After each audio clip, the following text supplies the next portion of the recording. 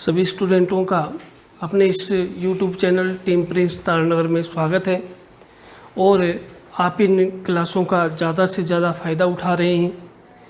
अब जैसे अपनी ऑर्गेनिक केमिस्ट्री का जो बेसिक कॉन्सेप्ट की क्लासें चल रही हैं, इनके अंदर हम इस समय नामकरण के पॉइंट को पढ़ते जा रहे हैं और आज अपना जो पॉइंट है वो एल्डिहाइड का नामकरण है, जो कि कक्षा 12 के 12वें चैप्टर से संबंधित है।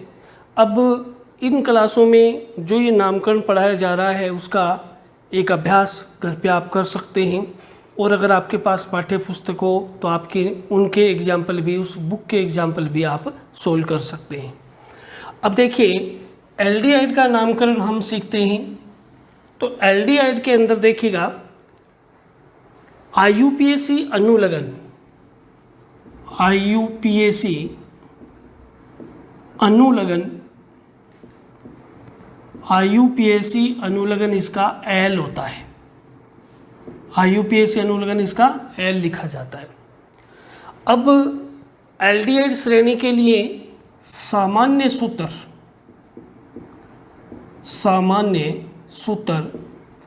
CnH2nO ये होता है।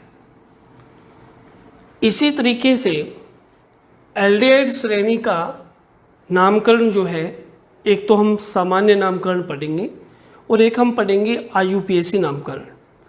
सामान्य नामकरण के अंदर इनका नाम लिखने के लिए इनके संगत कार्बोक्सिलिक अम्लों के नामों की सहायता ली जाती है। जैसे मान लीजिए ये एल्डिहाइड है और इसका सामान्य नाम लिखना है तो इसका संगत कार्बोक्सिलिक अम्ल लेते हैं। अब जैसे इसका ऑक्सीकरण करवा करके इसका संगत कार्बोक्सिलिक अम्ल बना लिया। अब इस कार्बोक्सिलिक अम्ल का सामान्य नाम यहाँ है फॉर्मिक अम्ल। फॉर्मिक अम्ल इसका सामान्य नाम है। अब देखिए, जब इस एल्डिहाइड का नाम लिखा जाता है तो इसके संगत कार्बोक्सिलिक अम्ल के नाम के अंत से इक अम्ल हटाया जाता है। अब मान लो इस नाम से हम इक अम्ल हटाएंगे तो नाम शेष बचेगा फॉर्म, और इस फॉर्म के साथ में एल्डिहाइड शब्द और जोड़ दिया जाएगा तो ये नाम बनेगा फॉर्मेल्डिहाइड।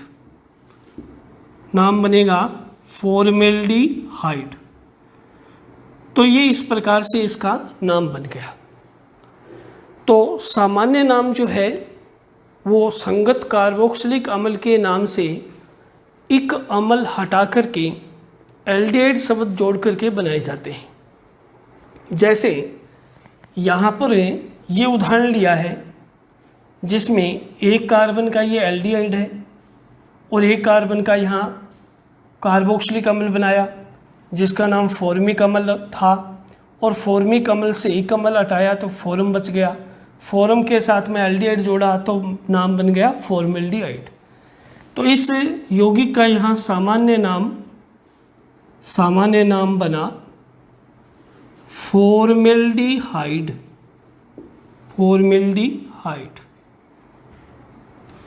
इसी प्रकार से ये दूसरा यौगिक देखिए, तो अब जैसे 2 कार्बन का है तो 2 कार्बन के एल्डिहाइड का सामान्य नाम लिखने के लिए इसका संगत कार्बोक्सिलिक अम्ल लेते हैं। तो ये संगत कार्बोक्सिलिक अम्ल बनाया, ये संगत यहाँ कार्बोक्सिलिक अम्ल बनाया और इस कार्बोक्सिलिक अम्ल का नाम होता है एसिटिक अम्ल। और इस एसिटिक अम्ल से इक अम्ल हटा करके नाम बना, शेष बचा एसिड प्लस में एल्डिहाइड, तो नाम बन गया एसिटेल्डिहाइड।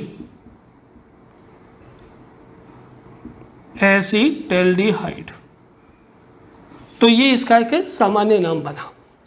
तो इसी तरह से ये यौगिक 2 कार्बन का एल्डिहाइड है तो इसका सामान्य नाम जो है वो यहाँ बनेगा सामान्य नाम एसिटैल्डिहाइड।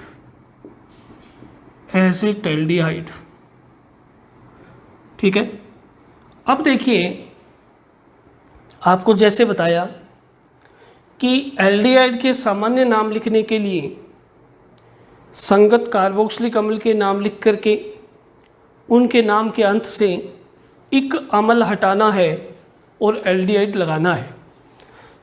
ऐसे ही 3 कार्बन का कार्बोक्सिलिक अम्ल, इसका संगत कार्बोक्सिलिक अम्ल बनेगा तो उसका नाम होता है प्रोपियोनिक अम्ल।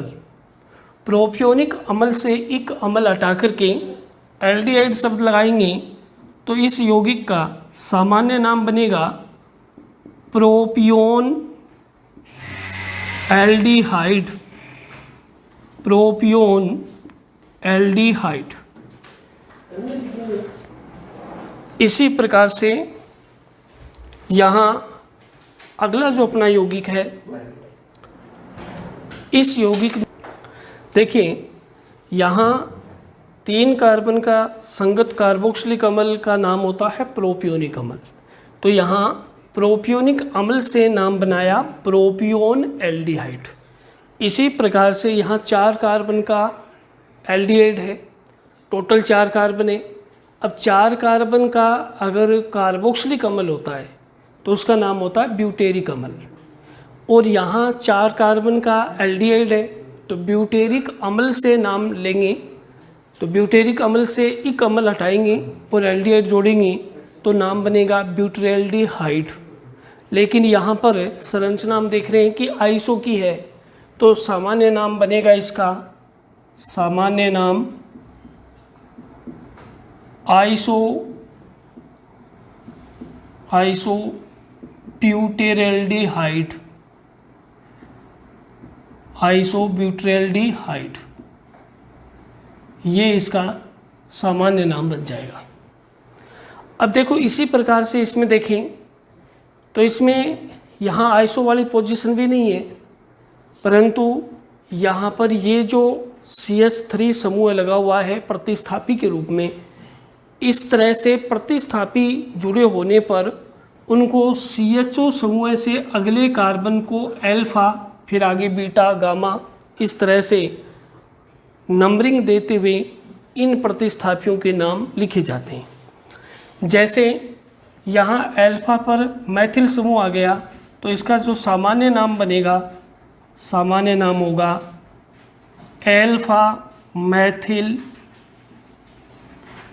और इसमें अब ये जो श्रृंखला बची उसमें 4 कार्बन है, क्योंकि प्रतिस्थापी को यहाँ लिख दिया गया है।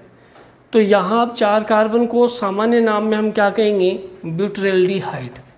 तो ये अल्फा मैथिल ब्यूटेरैल्डिहाइड, ब्यूटेरैल्डिहाइड, ये इसका सामान्य नाम बन जाएगा। अब जैसे ये 2 यौगिक बचे लास्ट के, इनके नाम की चर्चा हम अभी करेंगे। उससे पहले थोड़ा सा IUPAC नाम के बारे में अपने बताते हैं। देखिए, IUPAC नाम के अंदर अनुलग्न के रूप में L काम में लिया जाएगा, L काम में लिया जाएगा ये। और हमें ये ध्यान रखना है कि एल्डिहाइड के लिए RCHO इसका एक संरचना सूत्र लिखा जाता है इस श्रेणी के लिए। अब इस R के अंदर हमें एल्डिहाइड में ध्यान रखना है, कार्बोक्सिलिक अम्ल में भी ध्यान रखना है कि R के अंदर अगर R की जगह केवल हाइड्रोजन लिख दिया जाता है तो भी इसका पहला सदस्य बन जाता है, क्योंकि ये जो कार्बन आ रहा है इसी कार्बन को इस श्रृंखला के अंदर शामिल किया जाता है। तो अब देखिए, यहाँ पर ये एक कार्बन आ गया, यहाँ हाइड्रोजन आ गया, तो भी ये पहला सदस्य इसका बन गया। तो यहाँ इस एक कार्बन को श्रृंखला मानते हुए इसका जो IUPAC नाम लिखा जाएगा, IUPAC नाम, IUPAC नाम कैसे लिखेंगे, देखो, एक कार्बन को श्रृंखला मानते हुए इसका नाम लिखेंगे मेथेन और L लास्ट में इसका अनुलग्न लगेगा तो नाम हो जाएगा मैथेनेल। ये इसका IUPAC नाम बना। इसी प्रकार से ये 2 कार्बन की श्रृंखला आ गई।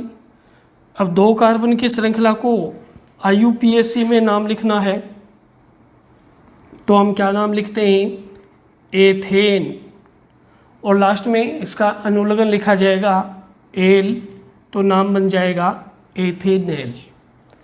इसी प्रकार से ये 3 कार्बन की श्रृंखला आ गई। अब 3 कार्बन की श्रृंखला में भी यहाँ 3 कार्बन इस तरह से श्रृंखला है, तो इसका IUPAC नाम कैसे बनेगा। 3 कार्बन की श्रृंखला के लिए हम लिखते हैं प्रोपेन और लास्ट में अनुलग्न लगेगा एल, तो लास्ट हो गया, ये नाम हो जाएगा इसका प्रोपेनेल। इसी तरह से यहाँ हम देखें तो ये जो यौगिक है इसके अंदर ये प्रतिस्थापी लगा हुआ है। अब इस यौगिक का IUPAC नाम कैसे लिखा जाएगा। देखो ये 1 नंबर कार्बन, ये 2 और ये 3, तो इस श्रृंखला में टोटल कार्बन 3 है, 1 है प्रतिस्थापी। तो प्रतिस्थापी का नाम पहले लिखेंगे 2 मैथिल, ये प्रतिस्थापी का नाम लिखा। 3 की श्रृंखला है तो 3 की श्रृंखला को हम क्या कहेंगे, प्रोपेन, और लास्ट में अनुलग्न लगेगा एल, तो नाम बन गया 2 मैथिल प्रोपेनेल। इसी प्रकार से ये यौगिक है। अब इसका IUPAC नाम कैसे लिखा जाएगा। देखो यहाँ ये जो CHO समूह का कार्बन है इसको 1 नंबर देते हुए श्रृंखला की नंबरिंग करेंगे ऐसे। अब उसके बाद में जो प्रतिस्थापी है उसको पहले नाम लिखा जाएगा, फिर रूट चेन का, और फिर उसके बाद में अनुलग्न लिखते हैं। तो देखो इसका IUPAC नाम कैसे बनेगा। सबसे पहले इस प्रतिस्थापी का नाम लिखेंगे 2 मैथिल और श्रृंखला है 4 की, तो ये नाम हो जाएगा ब्यूटेन, और लास्ट में इसका अनुलग्न लिख देंगे एल, तो नाम हो जाएगा 2 मैथिल ब्यूटेनेल। अब देखो एक चीज़ और यहाँ हम बता देते हैं कि जैसे ये श्रृंखला ली गई है, इस श्रृंखला में CHO समूह वाला कार्बन 1 नंबर पोजीशन पर है, इस श्रृंखला में भी 1 नंबर पोजीशन पर है, तो यहाँ एल्डिहाइड समूह के अनुलग्न यानी एल की पोजीशन लिखने की ज़रूरत नहीं पड़ेगी, क्योंकि ये 1 नंबर कार्बन पर ही है, 1 नंबर पर ही लिया जाता है, तो यहाँ सीधा इसमें एल लिख दिया गया है। इस तरह से यहाँ ब्यूटेनेल 2 मैथिल ब्यूटेनेल या 2 मैथिल प्रोपेनेल ऐसे नाम लिख दिया गया है। लास्ट ये 2 एग्जाम्पल हैं, इनको भी समझते हैं। देखिए यहाँ पर सबसे पहले जैसे ये एग्जाम्पल लिखा है जिसमें बेंजीन वलय से ये 2 CHO समूह जुड़े हैं। इस यौगिक का सामान्य नाम होता है थेल्डिहाइड। इस तरह से इसका सामान्य नाम है, वो होता है इसका थेल्डिहाइड। इस तरह से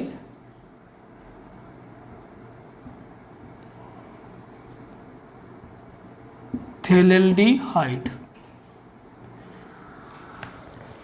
अब इसके IUPAC नाम की बात करते हैं। तो IUPAC में देखो, इससे पहले मैं आपको ये बताता हूँ। देखो यहाँ पर अगर एक बेंजीन वलय है और यहाँ इससे CHO समूह लगा हुआ है तो हम इसको बेंजल्डिहाइड बोलते हैं। इसका नाम है बेंजल्डिहाइड। हाँ, तो देखिए ये जो यौगिक है अपना, इस यौगिक को हम बेंजल्डिहाइड कहते हैं। परंतु यदि इस CHO समूह को मुख्य श्रृंखला में शामिल नहीं किया जाए तो इसका नाम एक और भी होगा, वो होगा बेंजीन कार्बेल्डिहाइड। Benzene carbaldehyde. तो ये बेंजीन कार्बेल्डिहाइड भी इसको कहा जा सकता है। इसी तरह से इसका IUPAC नाम लिखा जाएगा, जिसमें मुख्य श्रृंखला ये बेंजीन मान लेंगे और CHO समूह को इस तरह से कार्बेल्डिहाइड के रूप में नाम लिखेंगे। तो अगर इसका IUPAC नाम देखा जाए, IUPAC नाम किस तरह से लिखा जाएगा, देखो बेंजीन और उसके बाद में देखो 1 और 2, तो इसमें 1,2 डाई कार्बेल्डिहाइड, 1,2 डाई कार्बेल्डिहाइड, ये इसका IUPAC नाम बनेगा। ऐसे ही यहाँ पर हम देखते हैं, जैसे ये एक यौगिक है, इसके अंदर 3 CHO समूह दिखाई दे रहे हैं। अब नियम तो ये होता है कि जितने भी CHO समूह हों वो मुख्य श्रृंखला में शामिल होनी चाहिए, लेकिन अगर यहाँ से चलेंगे तो ये एक शामिल किया जाएगा, तो 1 2 3 4 5 ये बच गया, और अगर इसको शामिल करें तो 1 2 3 4 ये बच गया, तो सारे इसमें शामिल नहीं हो पा रहे। तो इस कंडीशन में इन तीनों को छोड़ते हुए मुख्य श्रृंखला ये ले ली जाएगी, और इसमें 1 2 3 तीनों पर ही ये CHO समूह लगे हुए हैं। तो इसका IUPAC नाम कैसे बनेगा? IUPAC नाम, मुख्य श्रृंखला में 3 कार्बन है, तो इसका मुख्य श्रृंखला का नाम लिखेंगे ऐसे प्रोपेन, और उसके बाद में तीनों पर ही एक एक CHO समूह लगा हुआ है तीनों कार्बन पर, तो 1 2 3 ट्राई कार्बेल्डिहाइड,